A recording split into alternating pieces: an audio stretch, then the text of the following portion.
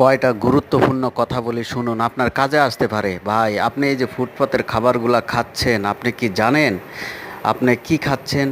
আপনি কি প্রকৃতভাবে আপনার বাসায় যেভাবে খাবার খান, যেভাবে বিশুদ্ধ পানি, বিশুদ্ধ খাবার সব কিছু পারফেক্ট, ফুটপাতের খাবারগুলা কি তাই? এই যে দেখুন, কিছু মানুষ রাস্তার পাশে মানুষ ফুটপাতের খাবারগুলা খাচ্ছে, এই খেয়ে অসুস্থ বোধ করলে কে কার দেখবে ভাই? আপনারা ফুটপাতে যারা খাবার খাচ্ছেন তারা একটু সতর্ক হন ভাই।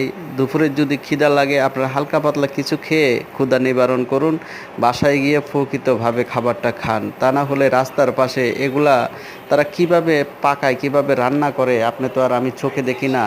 আর যারা বিক্রেতা আছেন তাদেরকে বলবো, ভাইয়া আপনি একটু প্রকৃতভাবে, ভাইয়া একটু ভালোভাবে ধোয়া মোছা করে খাবারগুলা দিয়েন। আমরা সবাই পথচারীরা যারা নর্মাল মানুষ আছি, আমরা অসহায় মানুষ, আমরা সামান্য পয়সাতে কিছু খাবার জোগাতে চাই।